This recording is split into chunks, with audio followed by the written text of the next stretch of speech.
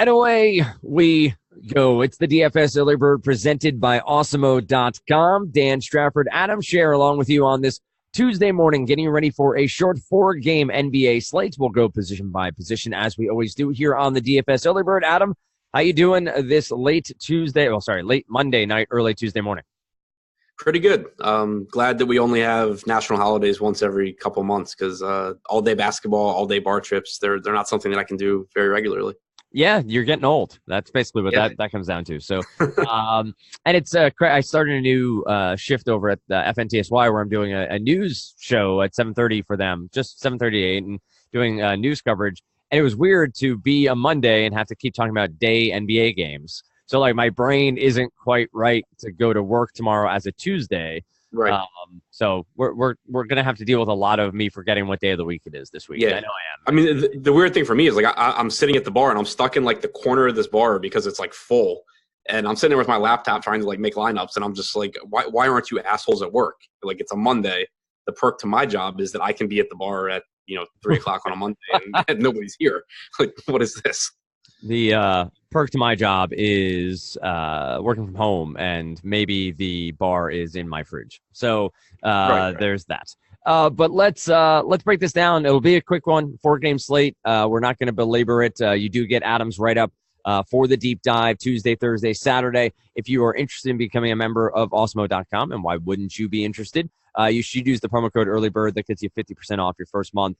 And then you can go from there. That gets you everything, the write-ups, the rankings, the projections, the lineup builder, the letter grades that Alex, also known as Awesemo, put out. So lots of content there, and then the live shows available for free over on YouTube.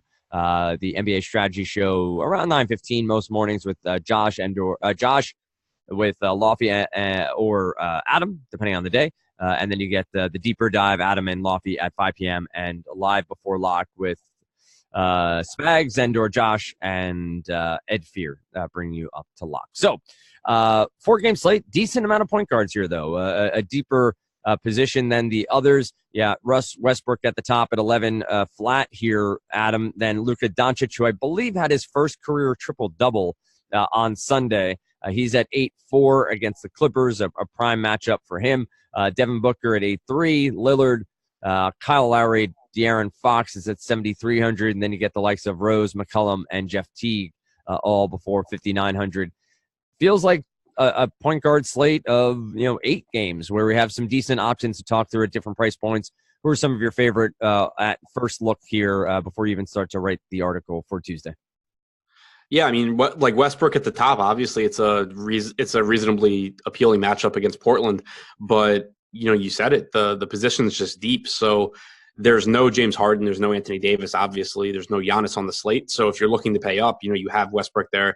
He's obviously a good play, but when you start looking at position scarcity and from roster construction standpoint and opportunity cost, there's plenty of upside at this position. Luka coming off his first career triple-double now gets a huge pace-up game against the Clippers, a team that is missing Lou Williams and potentially Danilo Gallinari, not at full strength. There's no reason to think that Luka doesn't have another monster game. In the same game as Westbrook, you have Dame Lillard at 8,100 on DraftKings. That's almost $3,000 less expensive than Westbrook. Obviously, Westbrook projects much better than Lillard, but Lillard's the kind of guy that can go out there and throw up 55, 60 fantasy points, especially in a pace-up spot against Oklahoma City. So it's a pretty deep position. And then you have Kyle Lowry against Sacramento, who, assuming Kawhi Leonard actually plays, he takes a hit, but still a nice spot against the Kings. So it's a pretty deep position at that top and upper middle range.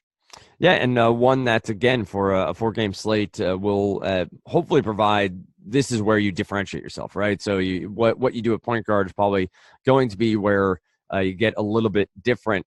Anybody cheap here at least worthwhile to discuss? Yeah, Schroeder, Beverly, Fred VanVleet is at 4,700. Dennis Smith Jr., I believe, is back with the Mavericks. I know he was out Monday, but should be back with the team Tuesday. Don't know if he will play or if he'll be on a minutes limit coming off of being sick. And then you do have Jalen Brunson, who's been getting a lot of run with the DSJ away from the team. He's at 3,900 against the Clippers. Any of these cheap guys at least worth keeping on your radar or maybe doing a little bit more research on? Yeah, so Lou Williams is listed as questionable, but Doc Rivers had said that he was going to miss 2 or 3 games. He missed the game against the Spurs. He missed the game on Monday. Questionable for this game. If he misses, then you should see more minutes for at least some combination of Shai Gilgeous-Alexander and Pat Beverly, if not both of them. They're both cheap enough that they would be viable options on this 4-game slate. If Williams is in, then it makes both of them much less appealing.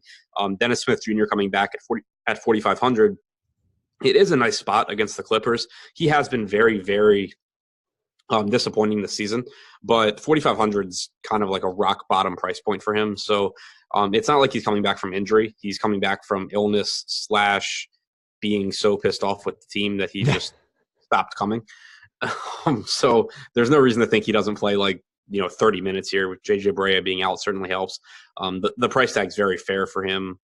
It's just a matter of, it's Dennis Smith Jr., and he has had some struggles since coming to the NBA. Yeah, and you've heard rumors of him being traded and what could be happening there. Minutes-wise, I feel like you're going to need 28 to 32 from him. I just don't know if we're going to get that here. Coming back from the illness and... Yeah, I mean, I think he gets it. I would project him in that 28 to 30 range. Barea being injured, I think, obviously helps that, because before you saw him getting those minutes and he was splitting 48 with JJ Barea, but you knew that JJ Barea was going to get his 18 to 20. Now Barea obviously out, and Jalen Brunson just isn't good. So there's no reason for the Mavs at this point not to be playing Dennis Smith as much as possible. And I think 28 to 30 is very reasonable. He could go over that, but I'd put him in that 28 to 30 minute range. Yeah, and I guess if they are not telling the truth, that they are going to continue to try to shop him, you want him out on the floor. You want him to be showing that he can get it done. Shooting guard up next, we have Booker. You have Buddy Hield eligible here at 6,900. Then you have Lou Williams, who you already discussed as most likely being out here. CJ McCollum against Oklahoma City is at 6K. Andrew Wiggins is at 5,800. And I know he's Andrew Wiggins, and I know we get a lot of mid-20s fantasy point outputs from him, but he's sub 6K and shooting double-digit times per game, and has a matchup here with the Phoenix Suns, who I know have been a little bit better of late, but still are a pretty damn bad team. What do you got here at shooting guard? Anybody stand out to you? Yeah, I mean, Booker at the top. There's just nobody really on Minnesota that scares you defensively. Robert Covington's their best on-ball defender. He's out indefinitely. Josh Okogie's a long guy who can play defense, but he's not getting a ton of minutes, and regardless, you don't expect him to really slow down Devin Booker, given the amount of shots the Booker's going to get up, the amount of minutes he's going to play, and the amount of assist opportunities he's going to have. So I think Booker at 8,300 is a very, very fair price tag. CJ McCollum at 6K, it's a pace-up spot. His minutes haven't been great lately, though. You're seeing a lot of 32, 33, 34-minute games from him. Seth Curry playing more minutes. Evan Turner in their last game, not including Monday, but their game prior to the Utah game. You saw Evan Turner pick up more minutes at McCollum's expense with Mo Harkless back. Harkless, played in the low 20s, but Turner still got his. So it's kind of just a weird spot for McCollum. I'm with you on Wiggins at 5,800. The minutes are there. And when you're talking about going against a team as bad as Phoenix is defensively, Wiggins has his issues, but he's a scoring dependent guy. And he should play 36 to 38 minutes against a team that does not play defense well. So that's kind of, prime spot for a guy that needs to score to get his points. Whenever the price tag comes down on Wiggins, he becomes a really appealing play. Then he has a couple big games where he shoots well, scores a lot, it goes up, you stop playing him. Now we're back to the point where it's kind of rock bottom. Yep. And I think he's the kind of guy, and listen, you're going to have situations where you play him and he's terrible, but when you want to be on him when no one else is, because when he's going to string those couple of games together where he see his price elevate, that's when people get in on him. That's when you want to get out. He is buy on the dips and sell on the high points for damn sure. Bogdanovich is coming off a really big game against the Nets for the Kings. He's seeing a ton of minutes. Price point seems mostly unchanged on the year. What's this matchup like against Toronto if Kawhi is in? Is this Toronto Raptors defense better than their numbers yield out at present? Yeah, I mean, Kawhi obviously makes a difference. OG makes a difference, but OG has already been ruled out. The last couple of games, we've seen both of those guys miss, and if you run the numbers with those guys out, it actually will tell you that they've been better. But it's just one of those things where whenever you're dealing with small-ish sample sizes, you want to use logic more than anything really. And if something doesn't make sense in a small sample size, there's a good chance that it's just noise. Without like digging really deep into it mathematically. And even the numbers being better without Kawhi or OG on the floor just make no sense. Like Kawhi being out there should make them a better defensive team. Assuming he's back, you would have that potentially be an issue for Bogdanovich. He comes off the bench, which does work in his favor. The biggest problem though with Bogdanovich is just that we've seen Sacramento. They have all these bodies back now, and they are just kind of all playing. And so you get Bogdanovich playing 28 to 30 minutes as opposed to the 34 to 36 he was playing like when Shumpert was out. And it's just kind of a middling play at this point. I was going to make some sort of Ish Smith joke there because you said a small Ish sample. And I was going to make a bad Ish Smith joke, but I instead will say that I was going to make it and not make it. You're not filling in for EMAC on this pod very well here, Dan. No, that's fair. And listen, like EMAC learns dad jokes from me. Let's be honest. Like, let's keep it real here. As my good buddy Dave Loughran says, don't get it twisted. But let's go to small forward next. Paul George's price tag at 9,700 feels high, mainly because he's not giving you gigantic ceiling games, but he's been so damn consistent on a 4-game slate. Feels like cash games, he makes more than enough sense, even just near 10K. Now, whether or not you can fit him, I have not built any lineups as of yet. You made mention about Kawhi, whether or not he's in. We've had some maintenance days for him. He's at 9,300. I rarely can feel comfortable paying 9,300 for Kawhi Leonard. We saw one ceiling game. What was it? The Washington game where he put up 73.75, and that was on 41 points, 11 rebounds, 5 assists, and 2 blocks. And then we have a couple other high-priced guys in Luka Doncic and Tobias Harris. And then you break off a little bit here. Buddy Hield, Wiggins, TJ Warren, Oubre, and down we go. How do you feel about George? How do you feel about Leonard? And then maybe 1 or 2 cheap options that you have your eye on. I like George more, especially in tournaments. I just think he's kind of the more volatile of the two. He's the guy that I think is more likely to go out there and give you a really big ceiling game. Granted, Kawhi does have the better matchup against Sacramento. But Kawhi just historically and, this season and everything, he's just not a very volatile player, which in some respects is nice because whatever you project him for, he's not likely to deviate very far from that projection. But in tournaments, like to win a tournament, you need your projections to be wrong. You need the guys in your lineup to outperform their projections by a pretty wide margin, and Kawhi just doesn't do that very often. It is a nice matchup against Sacramento, but in terms of pace, but it is worth pointing out that Sacramento over the last month is in the top half of the league in defensive rating. They ranked, I believe, 11th the last time I wrote a deep dive and looked at it.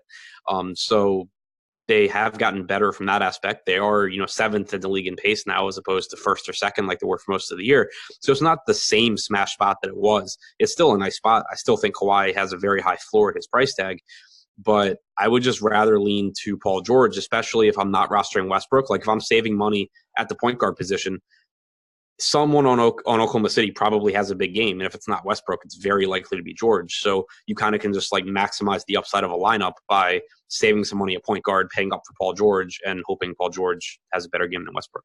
Makes a lot of sense. Makes a ton of sense there. Doncic, Harris, Buddy Hield, anybody else in this mid-tier before we try to dumpster dive a little bit and find if there are any cheap options here? Yeah, I mean, I love Luka. It's just a really good spot against the Clippers. It doesn't even really matter how good the spot is at this point. He's just such a good player.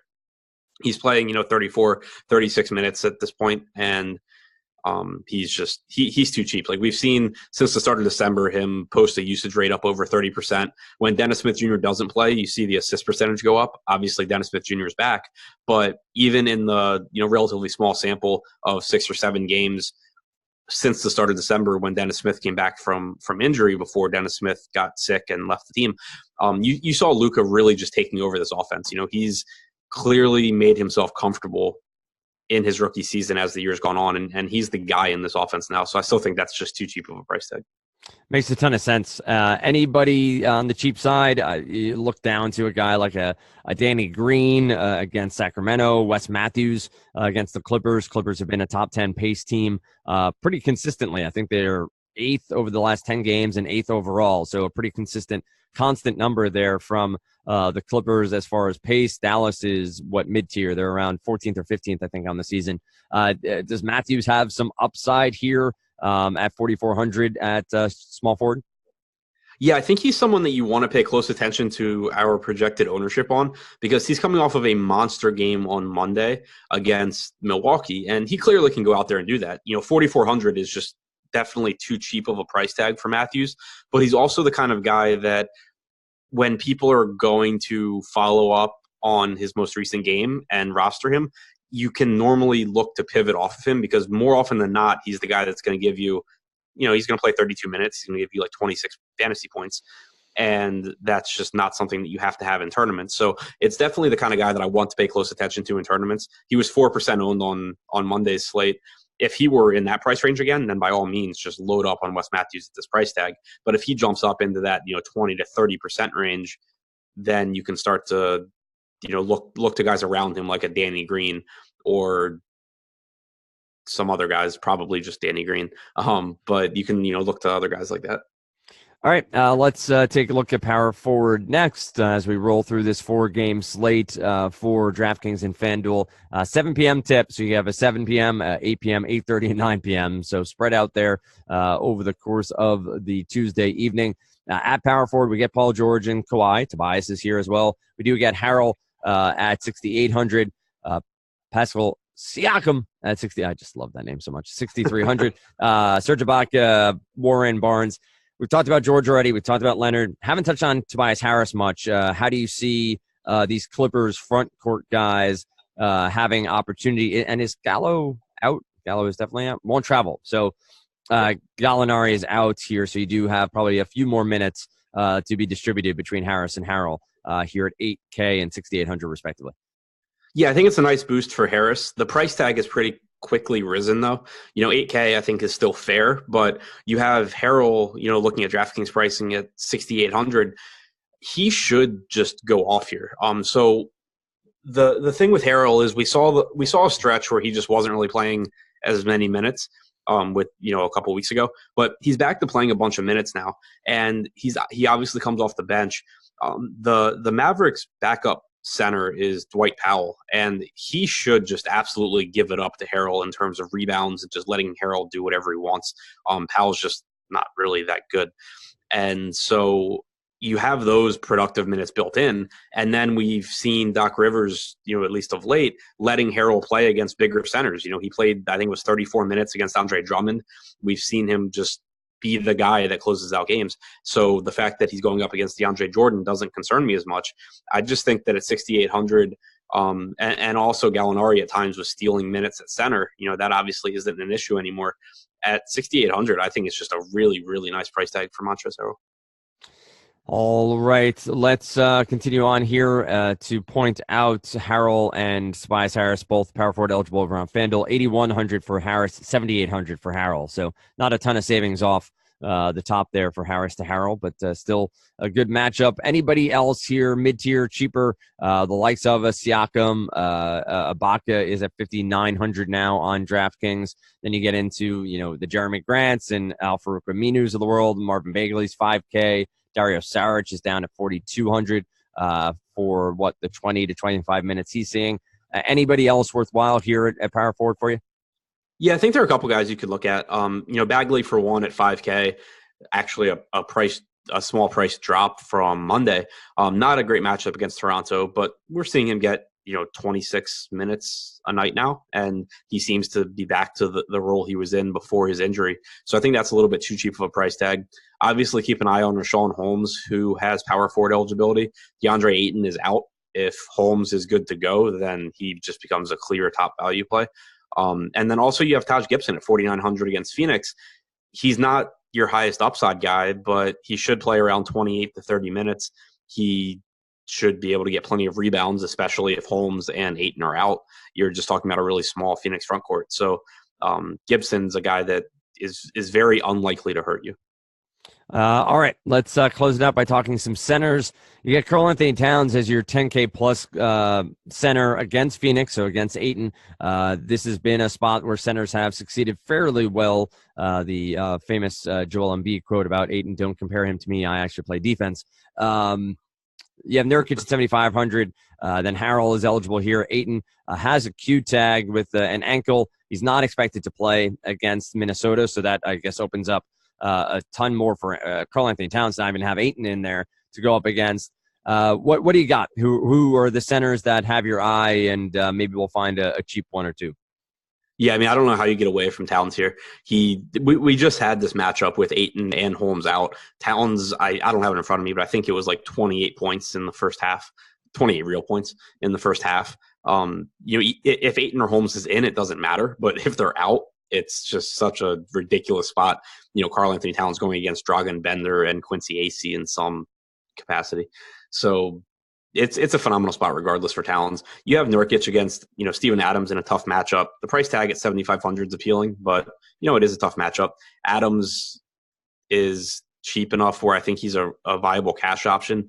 He's just not someone I really like going to all that much in tournaments. I'd rather go to as weird as it is, because normally I don't like Jordan in tournaments either. But DeAndre Jordan against the Clippers, I think is in a nice spot because, even without getting into the fact that he's playing the Clippers, it's just been one of my favorite spots to target this season because you have marching Gortat and then an undersized Montrezl Harrell who is out there basically because of the spark that he provides as an offensive rebounder and just kind of a guy that provides energy and gets things done. He's not someone that can really match up size-wise with DeAndre Jordan, though. So I think that a 6,400 DeAndre Jordan is a really, really nice spot.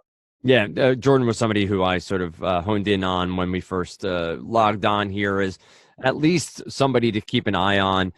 You mentioned Bender and AC. Does Dragan Bender at least enter into the mix as a potential value play here on a short slate simply because the minutes will be there? Yeah, it sucks. And obviously this is only if Holmes is out. He Right. double-doubled. He double-doubled last time these teams played, a couple days ago. You don't want to take too much from that. You want to keep in mind that it's Dragan Bender. Quincy Acey is actually a little bit cheaper now at 3,500. But he certainly will have the opportunity to provide stats. What he does with it is anyone else. That was and for those of you who don't know, Adam went to law school for a little while. That was the most lawyerly response I've heard from you in a while. Like, he'll have an opportunity to provide stats. What he does with that opportunity, we don't quite yet know. Check back in 3 to 5 years to see if Dragan Bender's done anything. Right. I agree. But short slate, hey, you got to keep all options open. I do often ask Lofty who you're going to start your roster construction around. I usually do 10K or above, but I'm going to go 9K or above here. It gives us 4 options. If you had to, and this is very specific for those listening, this is not what Adam necessarily is doing, but if he had to, this was the forced circumstance he was in, start your lineup construction with one of these 4 players. So I'm leaving Doncic off of this mix. It's Kawhi Leonard, Paul George, Karl-Anthony Towns, Russell Westbrook. Where would you start roster construction of those 4 stars who are highest price, 9K or above? Karl-Anthony Towns, because center is not as deep, surprisingly, as point guard, and more importantly, because he's probably facing Dragan Bender. Right, there it is. I agree with you. I think something that I don't know newer players think about enough is the value per position. You think about it in season long or even regular sports, the replacement value of a player. When you look at the average at point guard versus the average at center, you're going to need Towns more than likely. There's some upside for 1 or 2 other names, but Towns makes a lot more sense. Whereas at point guard, you could see a viable way that Westbrook isn't your highest scoring point guard on the slate, where Paul George maybe takes over that game. So you go George and Karl-Anthony Towns and stay away from Westbrook and go cheap other places. But any final thoughts here on this slate, Adam, before you get ready to write the deep dive on Tuesday? Pretty reasonable 4-game slate, at least. We've definitely seen worse. So I think it should at least be a pretty fun one. I'll have the deep dive out sometime around sometime before tip-off. Yeah, I don't want to lie. Sometime around 4. But yeah, it'll be out. It'll be out. It'll be out eventually. Just stay tuned. And the thing that Adam's been doing more and more with that write-up is providing his own projections and sort of statistical outcomes there. So doesn't do it every write-up when he has the time, but does help give some context to the players he's looking at and the whys of what he's doing with his own lineup construction. As I've been stipulating a couple of different times here, what we talk about here on the podcast could completely change because of injuries or knowledge learned between now and when the write-ups happen, but also when we talk about someone being a lock, someone like Karl-Anthony Towns. Adam might play 150 lineups. Not going to have Karl-Anthony Towns in 100% of lineups. So just remember those sort of things when you're thinking about who you want to be most exposed to other than your wife and or husband, and who you want to have in your lineups most of all. So with that said, you can always find Adam over on Twitter, Ship My Money DFS. You can always find him in Slack chat as well. DM him. He enjoys it. He is always open to you guys sliding into his DMs and asking him questions. So with that said, find me on Twitter at Dan Stravard. And of course, it's Osmo_com on Twitter for our website. Use the promo code EARLYBIRD for 50% off your first month of Osmo.com. Tomorrow morning, it's me, it's Lofty, right here on none other than the best DFS podcast in the land, the DFS Early Bird.